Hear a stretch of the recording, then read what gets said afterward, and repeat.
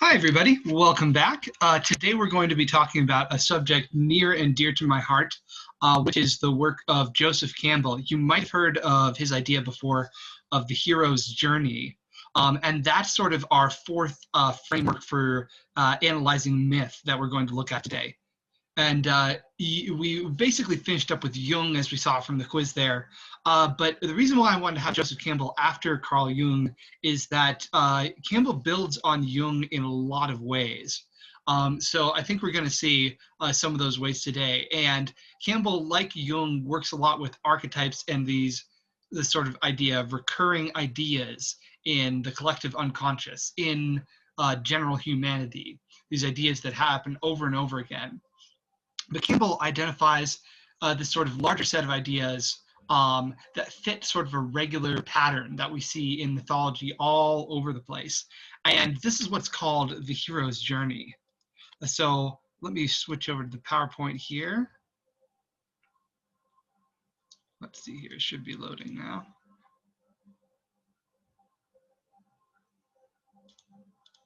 There we go. Okay, so the hero's journey is a pretty fun concept. And what we're going to have the opportunity to look at with Joseph Campbell is this concept of heroes and comparing different types of heroes, different stories that fit the hero pattern. We'll even get to talk about King Arthur a little bit. So I think it should be pretty fun, and there's a lot stuff to dig into. What I want to do today is lay the sort of groundwork, lay the overview of the work of Joseph Campbell and this sort of idea of the hero's journey. Now, full disclosure, I have read quite a lot of Joseph Campbell, so I actually have a lot of opinions on, the best way to think about the hero's journey versus ways to think about the hero's journey that are not so good. I think one of the tricky things with this is that Joseph Campbell's ideas were adopted by a lot of movie makers especially, but also just sort of writers and storytellers in general, which on the one hand is really good. It's really cool to see creative people drawing on these ways of thinking about myth and building on them to think about how to construct stories and how to, make your stories really resonate. And I think a lot of the ideas in the hero's journey are really relevant to that. On the other hand, one of the problems when people talk about the hero's journey is that very frequently they're interpreting it through the lens of just like particular movies that are very popular or very famous that do use the hero's journey. It's been around so long enough that we kind of have a pop culture version of it that's a bit different from what the actual thing that Campbell is trying to lay out in his work. So let's take a look at that. But first off, who was Joseph Campbell? Joseph Campbell was a fascinating guy. He wore a lot of different hats. What he considered himself mainly was a scholar of mythology. But this was a lot of different mythology, and his education had involved him kind of jumping around all over the place. He studied Native American mythology, Celtic mythology, Hindu mythology. He worked with this scholar of Hinduism, Greek mythology, and literature. And in his writings, he draws on all these sources and more. But those are sort of the core ones that I think he is really most influenced by. What he's most known for is his work called The Hero with a Thousand Faces.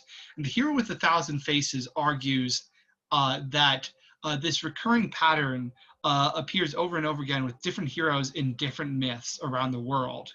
But it also is a pattern that we see in our own lives.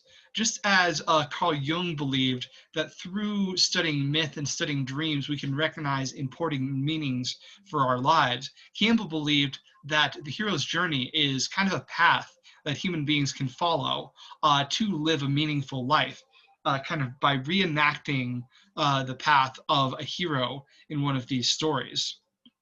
When Joseph Campbell wrote this book, it went on to be influential on a lot of movie makers and artists, like I said.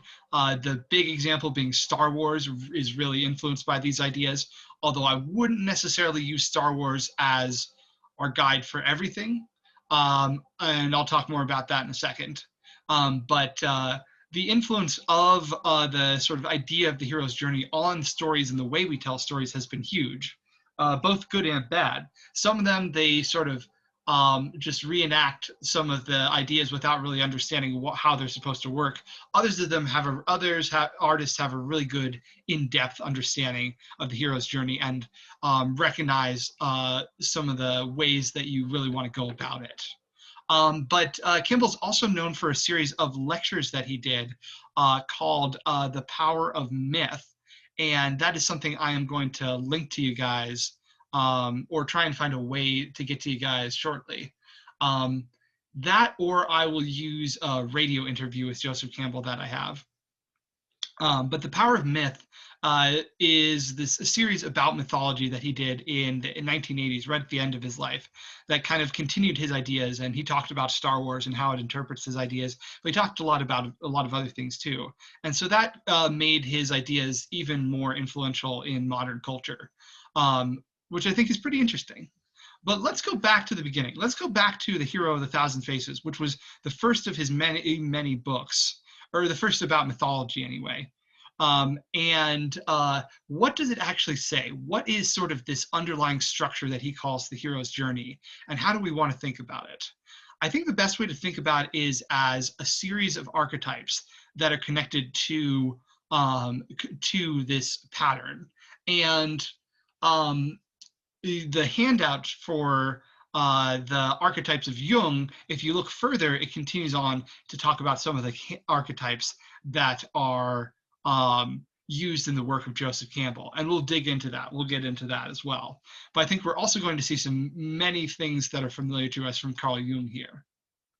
Okay, so the underlying structure of the hero's journey at the most macro level is the hero goes to another world and comes back again. So a hero is someone who leaves their sort of ordinary society and goes into some other world. Now, this can be interpreted very, very broadly. This can literally be going into a magical place, but it could also just mean leaving your home village, going across the sea, going to a different town where things are weird. You could be a fairy tale character who leaves your home to go seek your fortune and then, ends up living happily ever after.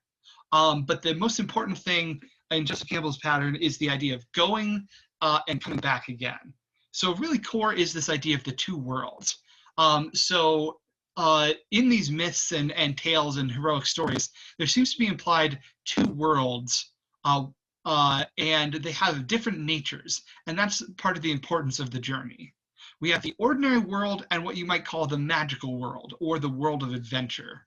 In the ordinary world, you have ordinary things. You have day-to-day life in your village, life in a small town, life with your family maybe, or just, in a lot of these sort of magical modern stories, we have someone who lives in our world, but then discovers there's a magical world. And in the ordinary world, things work on logical, sort of rational explanations. And there are a lot of rules and restrictions, and you can't do too much. And often you find that things simply cannot continue as they are in the ordinary world. There's some kind of problem, very frequently causing some kind of stagnation. Things are bad and they're getting worse. But that is often the reason that the hero goes out to seek the other world. So then the hero experiences this moment of crossing the threshold, and they cross into the world of adventure. Which is a world where there's magic, possibly. A world where you will find the gods or a god. I think I mentioned at one point that the gods and monsters in Greek mythology live outside of human society. So you could divide it up into the world in the Greek mindset into the ordinary cities where people live and the world where incredible things can happen, where you meet gods, but you also meet monsters. And this world, this other world of magic and potential, is a world that has a sort of energy to it that has the power to transform one's life. And it does this by transforming oneself. Jung talked about this idea of individuation, finding these ways of psychological growth. The other world is basically all about this kind of stuff. These experiences that you have that help you grow as a person to become more of a mature person. And the reason why they help you grow as a person is because, in a lot of ways, the world of adventure, the world of magic, represents your own subconscious. It represents all the psychological stuff that can't happen in the ordinary world that we're familiar with, but can happen in a myth or a story, because we're kind of going into a dream. We're kind of going into the mind when we get into this sort of space where abstract, weird things can happen. And that's the world of adventure for you. So it's, in a lot of ways, it's the conscious versus the subconscious, according to Jung. But it can also be thought of as the ordinary world, the magical world, the world of normal people versus the world of the gods. There's a lot of different ways to think about it. And basically what Campbell says is that going into the world of adventure, however you want to interpret that, is something that leads to growth. But Campbell adds a step here that's a little bit different from what we saw in Jung. Campbell talks about the importance of the return, which is the hero going back into the ordinary world and bringing some kind of knowledge or some kind of wisdom back with them. By this time, the hero has seen things that other people have not. So they have a level of experience and knowledge. Maybe they even have wisdom. Maybe they're able to help people when they get back, like someone like the Buddha, who comes back into the world to help people. And so it's about going full circle, going into the world of adventure and basically bringing something back there. And I think this has a lot to do with Jung's idea of integrating the different parts of yourself. Because when you take what you learned in the world of your inner mind and you figure out how to implement it in your day-to-day life, then you've really got something going there that has a lot of power to help you grow. And Campbell says that people who are able to do this in mythology are seen as important leaders for the community, important healers or wise people. They are, in a word, heroes. Some of them are heroes not in our modern sense, but only in the sense that they have seen something that nobody else has seen. Others of them would more fit our modern image of like a saint or a good person. But this is the sort of core thing, is going and coming back again, and the two worlds. Now, if we look at a little bit more of a detailed version of this diagram, there's a few different ones we can look at. This one is a little bit weird because it goes counterclockwise. I'll show you one that goes clockwise in a second. But like I said, it's all about going along this circle. This is the one from Campbell's book, The Hero of the Thousand Faces. And so he crosses this, the hero crosses the threshold of adventure and goes into this world of the subconscious, and comes back again, and possibly goes to the world of the subconscious or the world of magic again and again and again, if that's what's needed. Because, you know, you can keep getting more out of the experience every time. So there's a lot of different variations on this. And one of the things I want to emphasize is that this is a looser structure than people will say. People will say you have to have every step along the way. I don't think you necessarily do. Not just like we saw with prop. Not every step has to be fulfilled, and not every beat has to be there. But when you're looking at the pattern, you see this sort of overall pattern. And if you have like 90% of the pattern, you're doing pretty good. So we're going to see some things, and I'll talk about each of these individually. Things that happen on your way across the threshold, things that happen in the other world, things that happen on your way back, and what kind of stuff you could bring to your ordinary world. Here's one that's a little bit easier to understand and goes clockwise. So the overall pattern is the hero experiences the call to adventure that may have aid in getting from their world to the world of the unknown, and crosses the threshold, has to deal with challenges and temptations, maybe with the aid of some kind of helper, goes through a climactic moment, which is sometimes called the abyss or the dark night of the soul, experiences some sort of triumph or transformation, and then crosses back into the ordinary world again, the world of the known, experiences the return.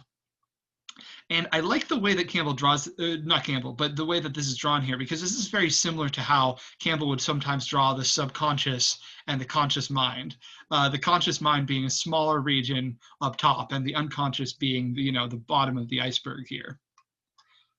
Okay, so let's start laying out these steps here. So the call of the hero. the call to adventure. This is a big, big deal, and is maybe what the hero's journey is most famous for. But what does it actually look like in a myth or a story?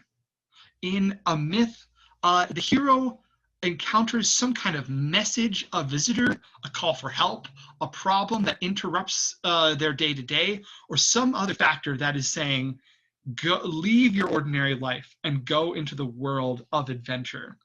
Some reason to leave home, basically.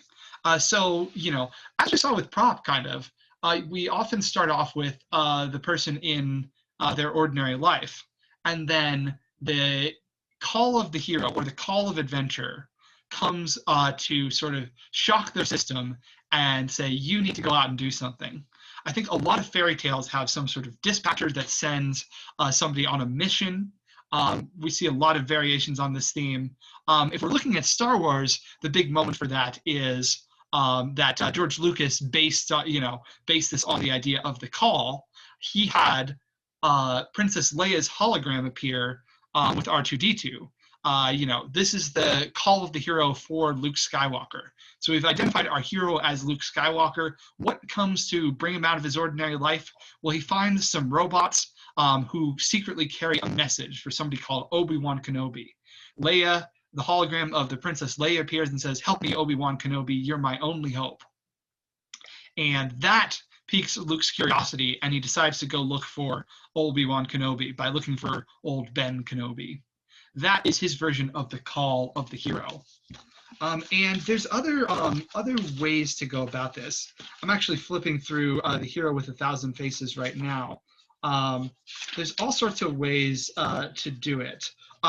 Campbell talks, one he talks about is the Frog Prince, or a variation of the Frog Prince, where the princess drops her golden ball that she's playing with down a well, and then the frog comes up out of the well with the ball in his mouth and says, "Now you have to marry me."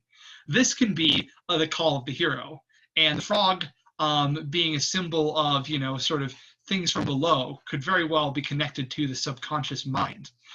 So even though the princess doesn't really leave her home in a literal sense, she has left sort of ordinary everyday life, and that counts.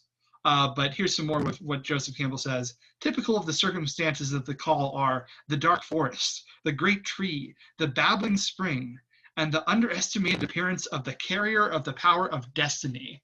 Sometimes, Campbell often talks about this like it's fate, and fate in these stories can often work this way, or it's almost like God sending you a message, or the God sending you a message. And it may be something where it's very intentional on your part, or it may be something where it's more subconscious on your part that you want to go. In fact, this is the subject of the next entry on Campbell's list, which is the refusal of the call.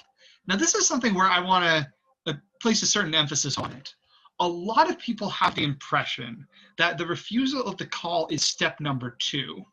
It's really not. The refusal of the call is extremely, extremely optional. I would say a lot, probably most stories that fit the hero's journey pattern don't have a refusal of the call. It's more like there's a fork in the road. There's 2 paths that you can go down. And one of them is refusing the call, and one of them is accepting the call, embracing the call. But people have this impression, largely from movies, especially Star Wars, that first you have to reject the call to embrace the call. That's not true. Campbell doesn't say that. It's just one option. And I think people get confused because it's like chapter 2 in his book, but it's optional. It's a detour. And the thing is, the force of the call to adventure is very powerful. And in all these stories, you usually find yourself coming back around again to the adventure, because these are sort of deep subconscious forces within you. Someone who refuses the call is very similar to what Jung describes as enantiodromia, running away from their problems. Is someone who is not mature and is avoiding confronting their problems. That's kind of if the call is like the subconscious forces within you, the refusal of the call is, rejecting what's in your own mind and wanting to run away from it. And you can try, but it's ultimately going to come back to haunt you because it's the stuff that's inside of you. So in these myths, very frequently what happens is something else will come to drag the hero back into the adventure. And maybe that means that the hero is dragged across the threshold instead of crossing it willingly, but it still happens. And Campbell describes it as a situation where life dries up and becomes meaningless when you refuse the call. Just as when you're not confronting your problems, you find that life is a whole lot harder. In some stories, though, the call will just like jump to another hero. So you have like cases with like three brothers in a fairy tale where the first two can't do what needs to be done. So the third one really becomes the protagonist. And usually this will happen at the beginning of the story. But we don't really follow the stories of people who stay stuck in the world. We want to follow the stories of heroes. But like I said, a lot of heroes just embrace the call immediately. But for example, of someone who kind of is doing something like refusing the call, maybe we want to think about King Minos from the Minotaur myth. He refused to give the gods, Poseidon gave him this beautiful bull, which he was supposed to sacrifice, and he refused to have that relationship with the gods, that positive relationship with the gods, which Joseph Campbell would say are these subconscious forces. So he ran away from his duty and from his destiny, and the gods punished him by making a minotaur, making his wife fall in love with a bull. So that's a pretty classic example of somebody whose life got ruined by refusing the call. And I guess in that case, the story kind of passes over to Theseus. But if we refuse the call, I've added some annotations on here. And if we refuse the call, we're going to loop back around to the call. So you might leave the adventure, but you're going to come back. Or at least the story is going to come back to the idea of someone going off to confront the problems in the world. And I should mention, in Star Wars, Luke Skywalker only refuses the call for like 5 seconds. It's really impressively short. There's so many movies these days which are like all about reluctant heroes and they don't want to do what they're supposed to do, and they have destiny, and that's not really what Campbell was talking about. And it's not that much fun to watch either. And Luke Skywalker, it's only 2 minutes, and then what happens is that, his family members are dead, and so he has nothing left in his ordinary life. So he goes off with Obi-Wan Kenobi. But it doesn't really actually take that long for him. But you could absolutely just embrace the call. And in either case, you're going to be crossing the threshold. So, crossing the threshold is when the hero leaves the everyday world and goes into the world of adventure. Now, this can happen a lot of different ways. Like I said, you could be dragged across the threshold, especially if you're reluctant. Some stories involve someone being sort of kidnapped and brought into another world. Or Raven falls asleep inside the mouth of a whale, and then he wakes up inside the whale, things like that. There may be threshold guardians, and threshold guardians are a good indication of the threshold. You're trying to get someplace and there's somebody in your way. Those guys are threshold guardians. Monsters or angels, figures divine or monstrous that the hero must confront to get across to the other world. Any kind of figure that's kind of standing in the way. You might have to negotiate with them, you might have to make them like you, or you might have to defeat them in combat. Now, you may have help to get across the threshold. You may have someone who is a mentor figure who is helping you get across. Campbell calls this supernatural aid across the threshold. One of my favorite examples of crossing the threshold is from The Hobbit, and I think it might be the best part of the Hobbit movies, is where Bilbo decides that he's going to go on an adventure. And he was a little bit reluctant at first. He had a little bit of that refusal of the call thing going on, but ultimately he just decides to jump in. And he has some help from Gandalf, who shows up and, is his like call to adventure. And maybe also Gandalf gives him, in a sense, some aid in crossing that threshold. And then the situation where you're sort of dragged across the threshold is what Campbell calls ending up in the belly of the whale, in which case you have to deal with whatever new situation you've fallen into. But we should still understand it to be your subconscious mind acting on you, or the sort of, to put in mythical terms, the nature of the universe acting on you. Threshold guardians are a concept we see in a lot of different mythologies.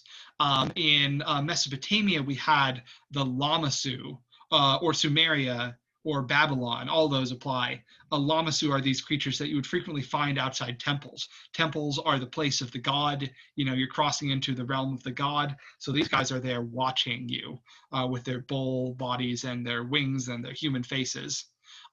In Buddhist temples in Japan, very frequently there is a smiling or at least mouth open, mouth closed pair of spirits who kind of represent pairs of opposites. So in the Buddhist tradition, going between pairs of opposites is something that can be a key to spiritual journey.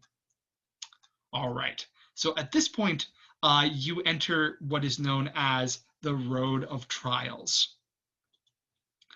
Okay, the Road of Trials, or Trials and Tests, however you want to say it. The hero is now well and truly in the other world.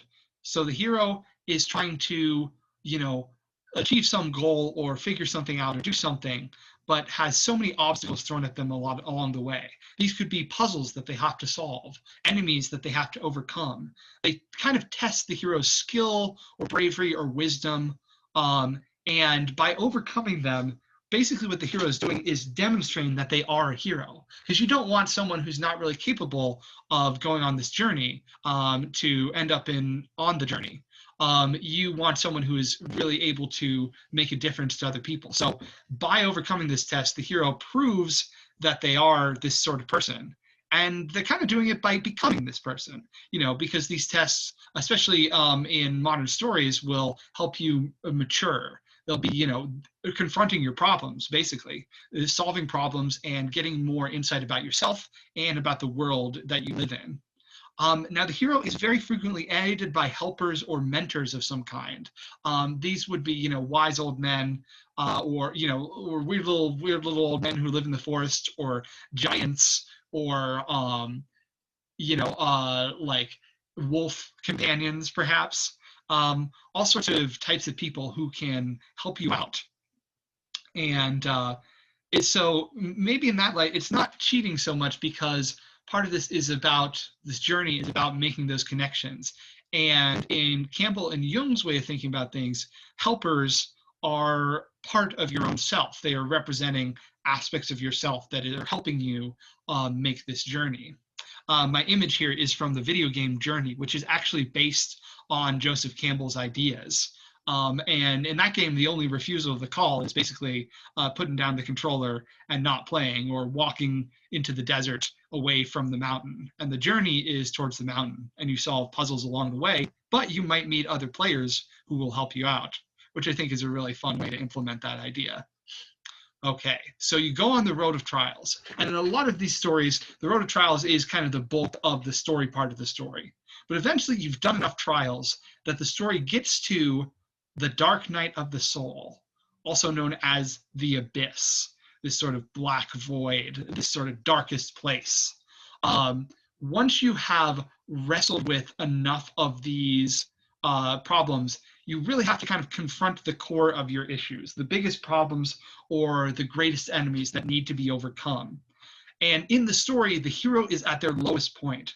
The hero must struggle with their most dangerous obstacle. And it feels difficult, maybe even impossible, to continue on. Symbols of this might be the darkest forest, you know, deep, deep in the dark forest, being in jail, something like that, being at the bottom of the sea. All these things could be symbols for this sort of state of the mind. And, you know, it's always darkest before the dawn. It especially is in mythology and these sort of stories. So the good news is that you are working towards something. You're working towards something after the dark night of the soul. If you can overcome this dark night then you will achieve something very important and get to something really good. But what is that? We don't know what it is. We don't know if the hero will overcome their problem. And this is, in terms of stories and movies, this is the most suspenseful part where things seem most hopeless. But that's what's going to make it most exciting. Basically, this is the climax of the story. But will the hero overcome their problems? Will the hero defeat the Dark Night of the Soul and climb up out of the abyss? We'll find out in the next video.